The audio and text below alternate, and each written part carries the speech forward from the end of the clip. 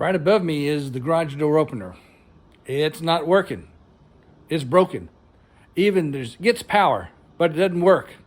Hi, I'm Bodie Pendus, and today we're going to show you how to repair or fix or replace your garage door opener. Mine's completely dead. I got a house that's 12 years old. It was new when it was built, and so now we have an issue, and I've had several neighbors that had this same issue. And one of them spent $375 to replace the whole unit. One replaced just the motor unit, and it was, you can do that, and you can replace a circuit board and get a new circuit board for about 150 bucks. I'm gonna show you how to do it for $50. So here we go.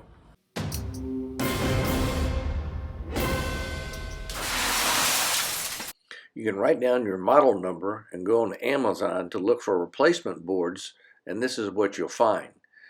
You replace the circuit board or the back panel that includes the circuit board for, gosh, this is showing $134.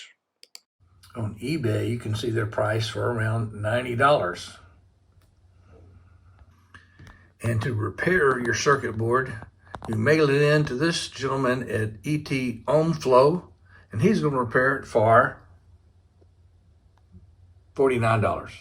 All right, so we have unplugged the motor. There's no power coming to it. So the panel is behind here. So I've got these wires that are hooked in here. Got two blue wires and one white wire. And so what I'm going to do, I'm going to get down and label these so I know exactly which wire goes to which one of these plugs. A helpful hint is to always take a photo before you disassemble. This allows you a reference when you reassemble. I removed the wires off of here, and they're just sitting up here on the top. I have them marked so I know where they go back. Now we're going to remove 1, 2, 3 screws here, 4 to take this panel off. Okay, so we have this loose from there.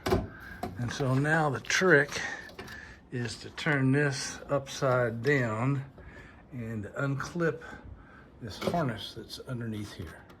So this board here is what we're going to take out. So that unplugs from right there, and then this just comes out in one piece. Now this is the board. We're going to disassemble that. This is the piece we'll mail in. So here's the front panel, and you can buy this piece on Amazon if they happen to have your model. My part number here was not available, so I had to go to a different option. So I can buy this board. We're going to take this off now, or I can have it repaired. Since repaired is about half the cost, we're going to go that route. To remove the circuit board, you just remove the screws from the back panel, and you can easily find that there's 4 of them, or in my case there was actually 5, and you just unscrew them. It was easier to do it with your powered screwdriver than a handheld, and it just pops right off and you're ready to.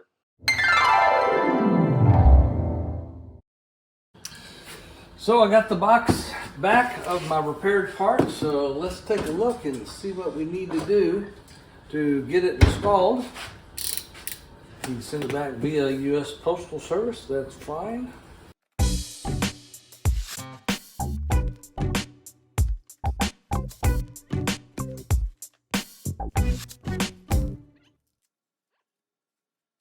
Now all I have to do is reinstall it, rehook up these connectors.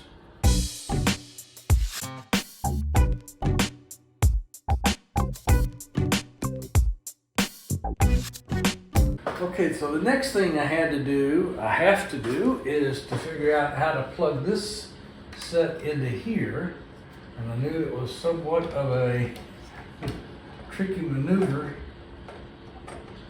Okay, the trick to push this housing in, which is right here, was to put it in here and push down on these wires right there, and that allowed you to push it in. Trying to push on the plastic didn't work. You push on the wires and they in fact help seat that in there.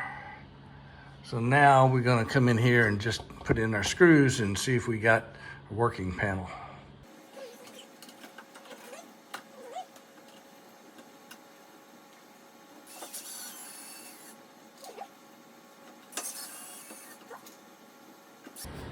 All right, now our settings are in the same direction that they left in. So now we have to hook in these guys. So I'm going to look at the connectors that we had, the photograph that I took of this, make sure I have these connections just right. So these wires that we took off at the very beginning will go back on these. And so I have to hook those back in the same order. And I obviously had numbered these guys. So we'll hook that up now. Okay, so I have the wires hooked up. Now I'm going to plug it back in. Oh, our light comes on. That's a good sign.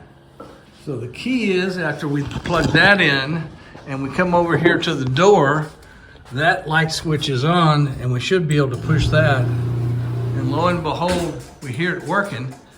It's closed, and now we have to pull our latch all the way back here to make that work. There you have it.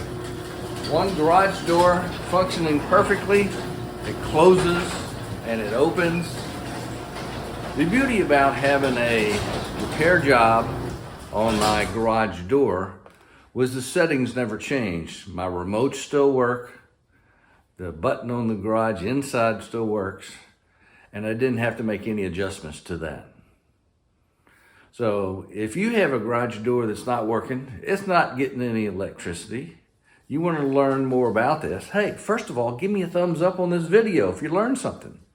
2, you may want to bookmark it or save it to your favorites, because you may want to come back to this when this happens to you. So consider sending it in to ET Home Flow. Found them on eBay. They're down in Austin, Texas. And see if they can't repair your garage door circuit board as they did mine, and it works perfectly. So long for now.